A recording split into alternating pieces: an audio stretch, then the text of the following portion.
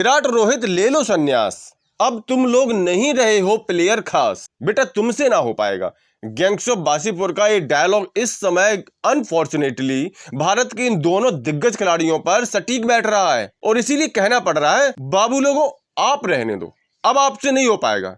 एक 37 साल का हो चुका है, एक 36 साल का हो चुका है, दोनों ही टीम पर बोझ बने हुए हैं, कोई काम नहीं है इनका। एक बंदा बल्लेबाजी में लगातार फेल है, क्रिकेट को केवल एंजॉय कर रहा है, टीम को जीत हार से कोई मतलब नहीं है।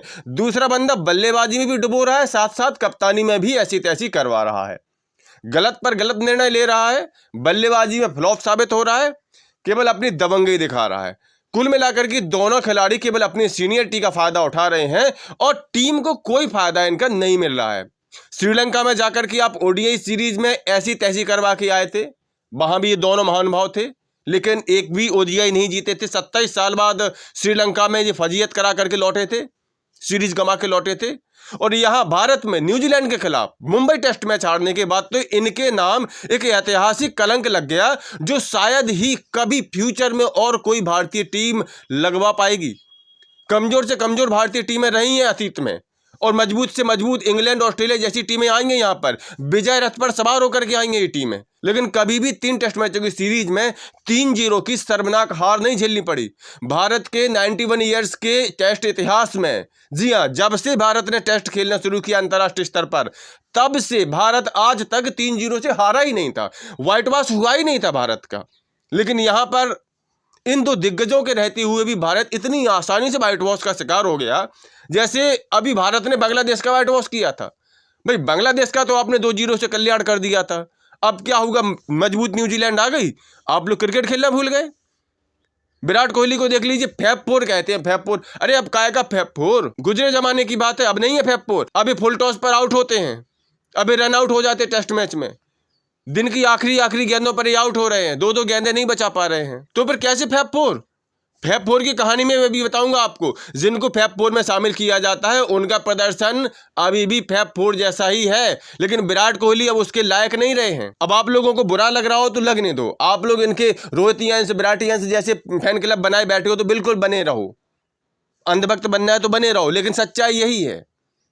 ठीक है, T20 विश्व कप जिताया था, उसके लिए इन लोगों को बहुत बहुत धन्यवाद, अच्छा प्रदर्शन किया था, लेकिन जैसे उसी समय T20 फॉर्मेट से संन्यास ले लिया था, क्रिकेट के सभी फॉर्मेट से संन्यास ले लेते तो ये महान बने रहते, महान बन जाते, इनकी इज्जत और ज्यादा बढ़ जाती। लेकिन ये क्या कि T20 विश्व कप जिताने के बाद आप बाकी दोनों फॉर्मेट में ऐतिहासिक हार दिलवाओगे, टीम को अपने घर में शर्मसार करवाओगे, ये तो नहीं चलेगा ना। आप खिलाड़ी हो तो और भी कई सारे खिलाड़ी हैं, आप सीनियर हो गए हो, आपके जूनियर बहुत सारे लाइन लगा के खड़े हुए हैं। अब हमें नए विराट और नए रोहित की जरूरत है, जो जैसा कभी आप जिताया करते थे वैसा अब वो जिताने लगे। अब आप लोगों से नहीं हो रहा है।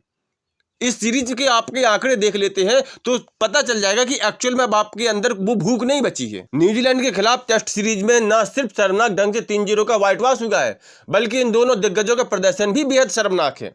आप यहाँ रोहित शर्मा को देख लीजिए, 6 पारियों में महज 51 रन बना सके हैं, 91 रन, यानी 6 पारियों में 100 रन भी नहीं बना सके। अरे वही तो पिच हैं जिन पर आप बचपन से खेलते आए हो, वही स्पिन बॉल आ रही थी यहाँ पर, जिनको अब बचपन से खेलते आए हो, वही लाल मिट्टी की वही काली मिट्टी की पिचें थी यहाँ पर, अब क्यों नहीं खेल सके स्पिन। विराट कोहली का रिकॉर्ड भी कोई बहुत अच्छा नहीं है, 70 रनों की एक पारी खेली थी, लेकिन वो जिता नहीं पाए थे मैच। 6 पारियों में मात्र 93 रन, 100 रन भी नहीं बना पा रहे हो आप, फिर कैसे किंग, कैसी रन मशीन। रन मशीन 6 पारियों में 93 रन बनाएगी, रन मशीन 3-0 का व्हाइट वॉश करवाएगी। और जिस फैब फोर की बात करते हो ना आप लोग, इनके फैन प्रशंसक लोग, उनका भी हाल देख लो। जिस फैब फोर की बात करते हो ना आप लोग, विराट कोहली विराट कोहली विराट कोहली, 2021 तक उस फैब फोर में Virat Kohli actual fab four थे, 27 शतक थे उनके। नंबर 2 पर स्टीव स्मिथ थे, 26 शतक। नंबर 3 पर केन विलियमसन थे, 23 शतक। और नंबर 4 पर थे जो रूट, 17 शतक। 2021 की बात कर रहा हूं, और उसके 3 साल बाद अब आज की बात कर लीजिए, अब 2024 के आज के दिन तक की, तो जो रूट 35 शतक के साथ सबसे आगे हैं। सोचिए आप, 17 शतक थे 2021 में और अब 35 शतक, 3 साल में 18 शतक लगाए हैं। ये है फैब फोर।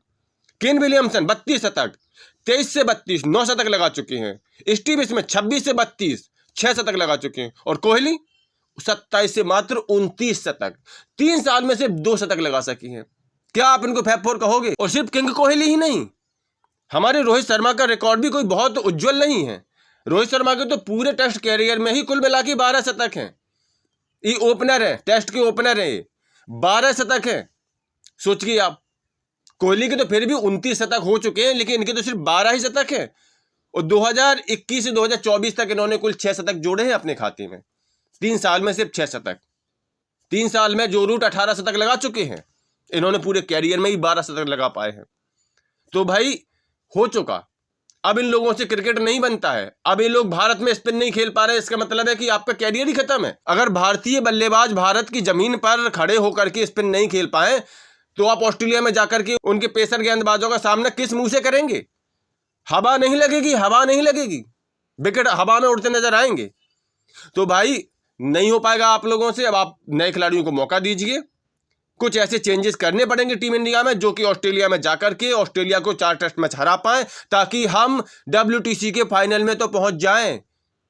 कम से कम वहां पर तो हम सम्मान जीत लें। आप लोगों का क्या कहना है इस बारे में? क्या हम अब भी WTC के फाइनल में पहुंच सकते हैं? और क्या अब रोहित विराट को ले लेना चाहिए संन्यास? अपनी राय, अपने विचार कमेंट करके जरूर दिया करें। इस वीडियो में इतना ही भाई।